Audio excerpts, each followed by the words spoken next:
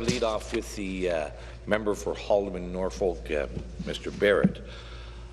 I'm going to start off with this debate on Bill 151, and I'm not going to attack it because it's in a partisan fashion. I'm not going to attack it because it's been advanced by a Liberal and I'm a Conservative, but I am going to challenge the minister and challenge all members of the government side to actually read this bill and to understand the devastation that it will cause. I have a lot of respect for the minister. I think he has a lot of good intentions, but this bill certainly must be conflicting to the minister to present a bill that is so empty of substance, so empty of tangible effects, other than a complete assumption of authority and power by the minister without any criteria, without defining any safeguards on ministerial authority. And, Madam Speaker, I really do wish all Liberal members to look at it and think and reflect. If this bill was advanced by another party, if this bill was advanced by the Conservatives, would you support it? Right? In your hearts, would you support this piece of legislation if it was advanced by my party or by the third party? And be honest with yourselves. Would you grant that level of authority without checks and balances to any government? Right? And I think when you actually reflect on what's in this bill, you will be surprised that you're advancing it and that you're being asked to support this. This bill does give overwhelming powers to the minister with absolutely no control. It is terrible legislation in that it gives the minister the power to do anything he wants in the forestry sector by regulation without any oversight by this legislature or even by the courts. Even the courts can't look at the minister's actions. The Liberals have not thought this one through, or you are just being indifferent to the challenges in the forestry sector. And I want to just follow up on what the member from Timmins James Bay said. On the recommendation of the minister, this is section 41.1-1. On the recommendation of the minister, the Lieutenant Governor and Council may, by order, cancel any of the following: and an agreement to supply forest resources, a forest resource license, an allocation, or any agreement about forestry. Now, if you look at legislation, we always put some constraints on the minister. When he has the authority to harm somebody's business interests, when he has the authority to harm somebody's personal interests, we always put very significant and define the safeguards that constrain that authority so it will not be used in an arbitrary fashion. Not in this case. There are no conditions, there's no preconditions attached to the minister's authority. And I would like the minister to explain that to the House if he gets an opportunity. Why is it in this case you have removed all the safeguards? You have only put in that you have the authority, but not on how you will apply it. And, you know, Minister, in your lead-off speech, you said you would never exercise that authority. And I question, if you would never exercise that authority, then why are you granting it to yourself? Oh, that is the message that you know, I do know, we understand that there is a problem with our wood supply, right? But you cannot take that absolute power and expect people to be accepting of it. You would not, Minister, I can say this, you would not grant me that authority. You would not grant anybody else that authority. And nobody on your backbench would grant anybody that authority, but you're saying it's okay for Minister Gravel to have that authority. And I'm going to say it to y'all, and you all know this, Minister Gravel may not be there on October 7th. There may be maybe Minister Gravel might not be there next week. I'm not sure. You know, things do change in the Liberal cabinet. Why are you granting him this level of authority? I think maybe I'll just read from the Royal Commission that was done in this province by the Honourable James McGuinty, an inquiry into civil rights. Although it is recognized that it is necessary for effective modern government to confer the power to legislate in proper cases, there should be constant vigilance to retain adequate control by the representative legislature and practical and effective safeguards against abuse of the subordinate power. Where the legislature unnecessarily gives up control and fails to provide proper safeguards for the rights of the individual, there is a possibility of unjustified encroachments on those rights. That comes out of the Royal Commission, an inquiry into civil rights into this province by the Chief Justice of the time, James McGuinty. It's one that has been a hallmark of legislative process. It has been a keystone that our legislation regards and respects the safeguards of the legislature against authority. This minister, this government, says we don't have to respect the Royal Commissions, we don't have to respect thoughtful, honourable jurists, we don't have to respect the due process and the rule of law. We're just going to go ahead. And that is a disturbing set of circumstances and steps by this government. I think, as the minister said, he's going to test out the principles with this piece of legislation. He's going to test out.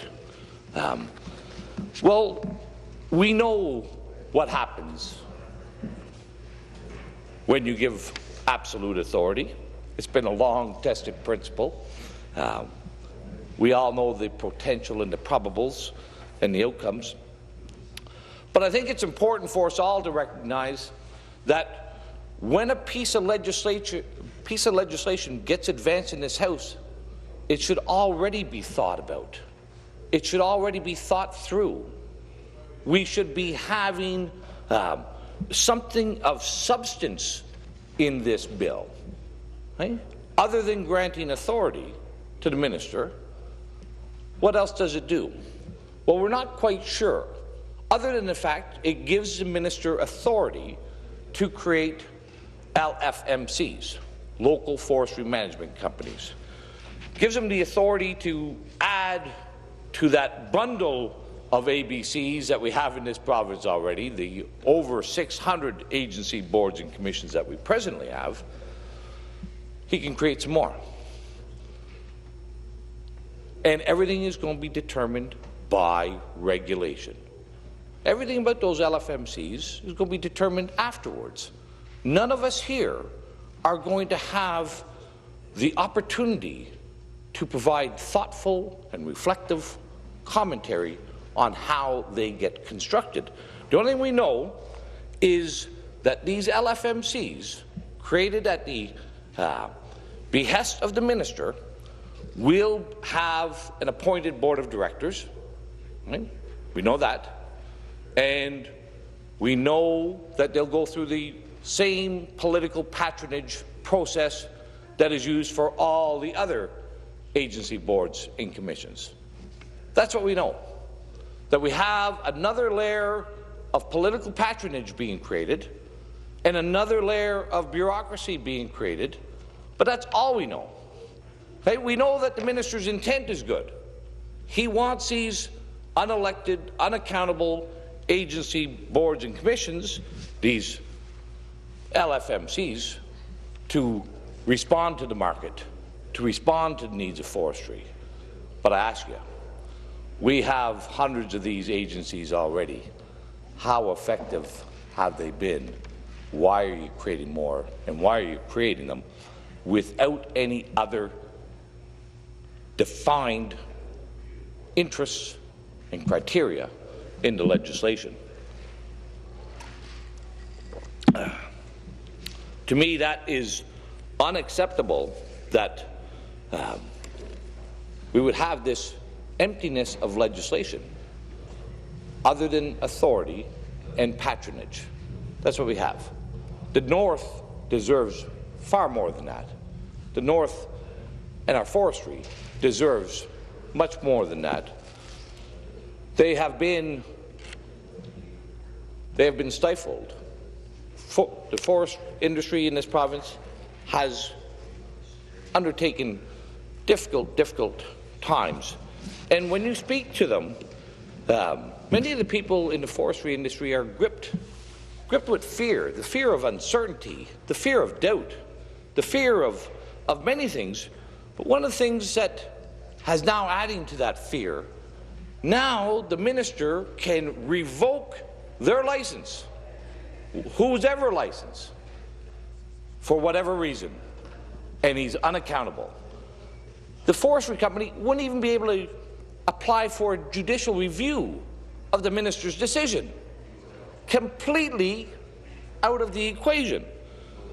Can you imagine what that does to the forestry companies to have their lifeline to the forest, their lifeline to their needed commodity, their lifeline to their wood, being in the hands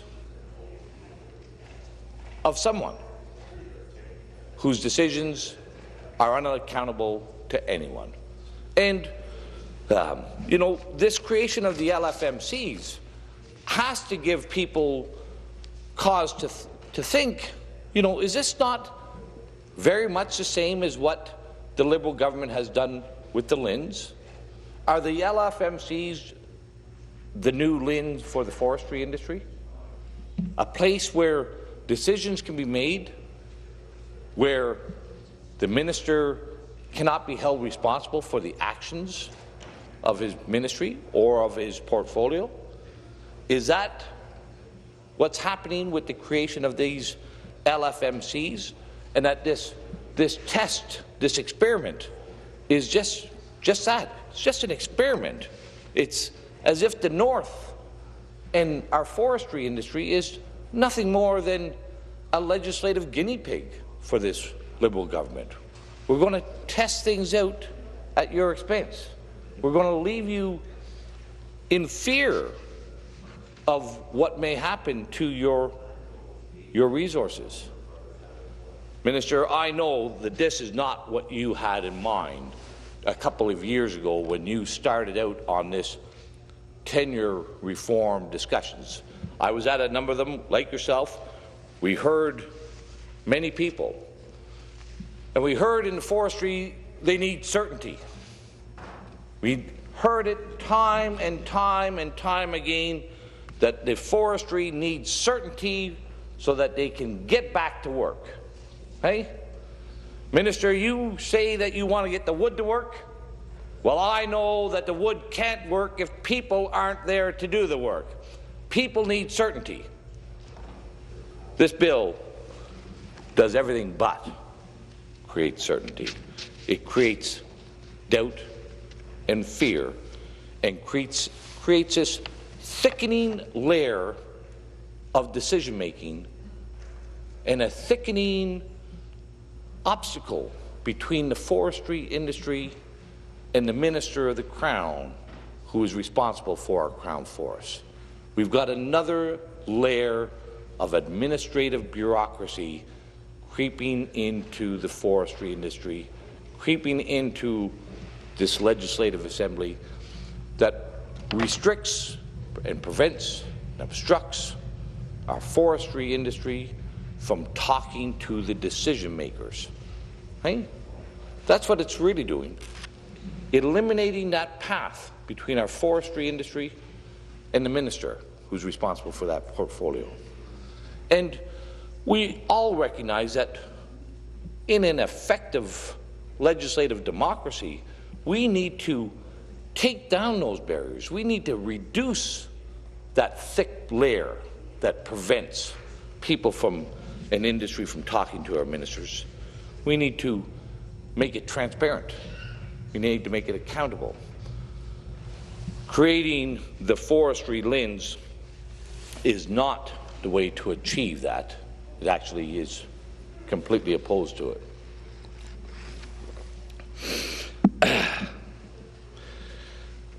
Remember, William Gladstone, the Prime Minister of the UK back in the 19th century, said, "It is a duty of government to make it difficult for people to do wrong and easy to do right." This government has tabled Bill 151, which makes it difficult to do right and easy to do wrong. It's the opposite of that Gladstone principle. It's the opposite of what Gladstone called a dutiful government. This government has skipped out on its duty when it comes to the 10-year renewal process. The minister said that he would modernize this industry's relationship with government. The industry waited and waited while the minister tied up the wood allocation under his review. And now we have this uncertainty. These consultations also that we went into, it was so evident from everyone that creating these liens, these forestry liens, was opposed by everyone. And I said at the time, I thought these consultations were false and predetermined. And sure enough, they were predetermined and they were false, because the minister has proceeded with this experiment of creating the forestry industry into a Liberal guinea pig and test out just what it is that they think they're going to achieve. I'm not sure. But in addition to those discussions, it was also heard that for the forestry to work, for the forestry to get back engaged and not only just get back to where they were, but to actually be prosperous and to thrive, they needed some changes. The cost of doing business and the regulations of doing business were just far too great. They were at a complete disadvantage competitively. Many other jurisdictions far more competitive than we are. So, and I'll just give you an example. One forest management license, just one license to cut wood. One firm has 14 binders. 14 binders of paperwork detailing what he is allowed to do and what he is not allowed to do. 14 binders. 14 binders to cut a tree in this province. And everybody will recognize that that is just not acceptable. Bureaucracy, 14 binders of regulation and legislation, up to $1 million in cost. What does this forest modernization do for that? Nothing. Absolutely nothing.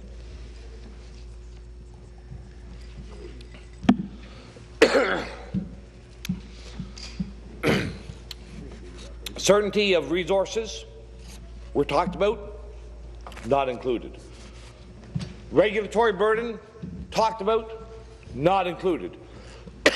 Other than the fact that now we'll have these LFMCs who can add to the regulatory burden, and the minister will not be responsible for it. Right? he'll be able to brush off and say, well, it wasn't my decision, it was the LFMC.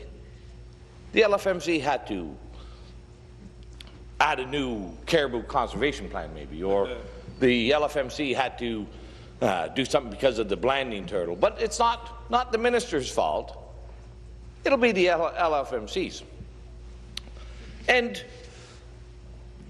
what are we doing? What are we doing to help out on this regulatory burden, Minister, with this bill? I'd like you to respond at some time. What does this bill do to lessen the onerous and excessive regulatory burden that our forestry companies have to deal with? I'll say it has nothing. It is mute. It is silent on regulations, silent on how to improve the competitiveness of our forest industry. And just, let's put this in perspective for the people here who may not be aware.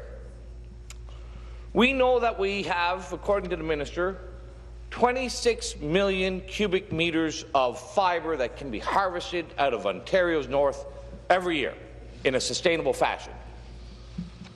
Last year, we harvested somewhere between 10 and 11 million cubic meters. Right? That's not very productive. But it also demonstrates, just because of our uncompetitive nature, why we are performing at such a low level. But I also want to add this. When we compare our productivity rates from our Crown forests to other jurisdictions, it is incredible.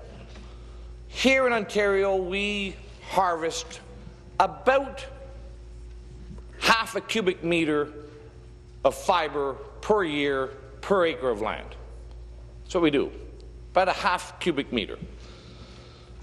In the Scandinavian countries, their harvests are typically 6 cubic meters per acre per year, right? A 10-fold productivity level in the Scandinavian countries. Do we have a problem? Yes, Minister, we have a problem. Yes, Speaker, we have a problem. When we can only get half a cubic meter out of the bush in an acre of land, and the Scandinavian countries are taking 6 cubic meters out of an acre per year. Who's going to be profitable? Who's going to attract investment? Where are the jobs?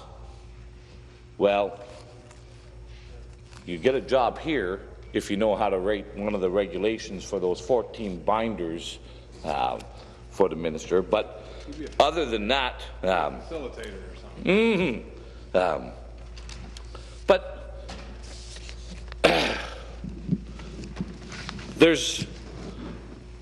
so we have regulations, we have security of tenure and security of resource, and then of course what else has been the keystone for economic development and investment and attractiveness in the forestry and in Northern Ontario specifically? Of course, the cost of energy. Right? Those 3 things are required for a competitive forestry industry, an industry that will not just get back on its feet, but be able to run someday. Right? Those 3 keystones are completely absent in this legislation.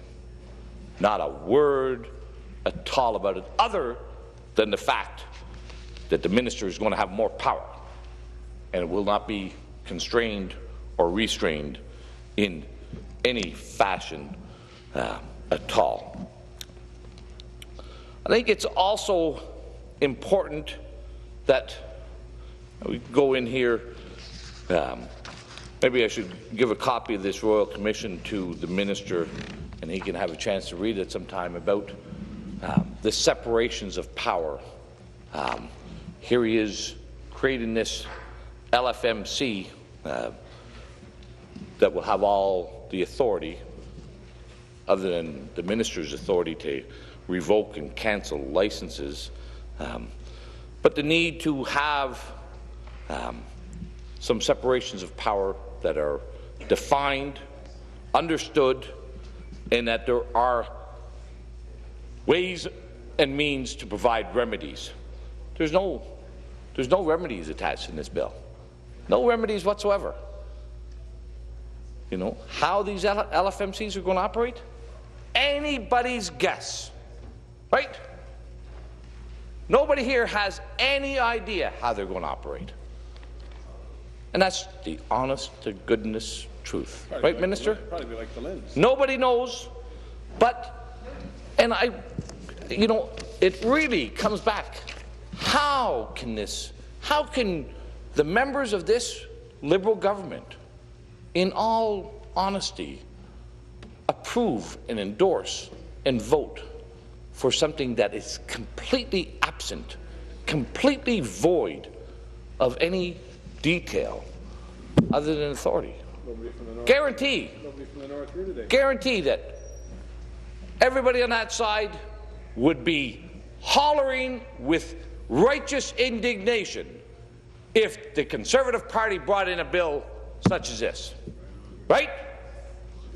Each and every one of you. You'd be outraged and furious. But it's okay if you do it. I would be outraged if anybody introduced this bill, Minister, because it is completely disrespectful of this legislature. I know that's not what you intended to do, but that's what it does. Everything is going to be created by regulation. None of us here are going to have any influence or input on those regulations. And we know what the standard is on the introduction of regulations. There are a certain number of requirements, legal requirements, that the regulations have to meet. They have to be stated in clear and unambiguous language. They cannot, they ought not to impose fines and penalties. They're listed in the standing orders what those regulations are. Right? But that's all. It's a very minimal. It's just a legal threshold. But that's all we're going to do. And we know that the clerks and the people on that committee will say, yeah, they meet those legal thresholds, these regulations. Don't have a clue what they're going to actually mean in practice, but they're going to be adopted anyway. Minister, I know you could do better.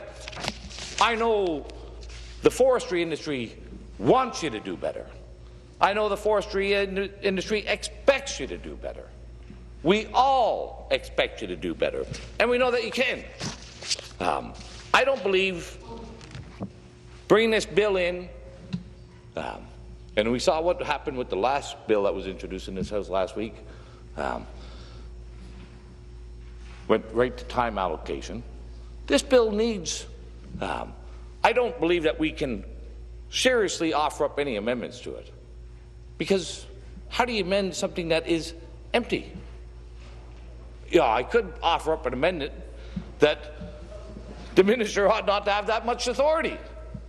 He should go back to a process as defined by that Royal Commission, right? But he already has that. He has that in the existing legislation. So what is the intent here, Minister? I know you couldn't have really want to create that much fear and doubt in the forestry. But that's what's going to happen when you put yourself in that position. We continue to lose out on our forestry business. And what are we gaining for it in its place? Well, we are going to gain some new patronage positions. That's without a doubt. We're going to have, and we're not sure, because under this act it says the minister has the authority to create one or more LFMCs, one or more forestry lands. We could have one one big forestry land, or we could have 14. I'm not sure. I thought we already had an administrator for forestry in this province, and that administrator is called the Ministry of Northern Development, Mines and Forestry. That's who has the obligations, who has the authority. Why are we creating another layer of bureaucracy? Is 14 binders not enough? Do we need to have 20 binders of regulations to get a stick of wood out of the bush? How many binders are you going to want? How many are you going to demand? Right? Are you going to keep demanding until there is no forestry industry in this province left? That's what it appears to be going to. Done nothing for hydro cost, nothing for security of tenure, nothing about regulations. But what principles are you testing? What principles are you testing? Or is this just an experiment of creating bureaucratic empires that you know work so well? They work so well with your LINs, they work so well with so many other examples that, Minister, let's get back to work. Forget putting the wood to work right now. Let's get yourself back to work. Right? Let's get your ministry back to work. Let's get back to work in this legislature. Do not take away the authority from the legislature, and respect the demands, the requests, and the expectations of Northern Ontario. Throw this piece of junk in the garbage can where it belongs, and let's do things right. And I know I'll continue to respect you if you do that tomorrow. Thank you very much. Debate, member from Haldimand, Norfolk. Thank you, Speaker. And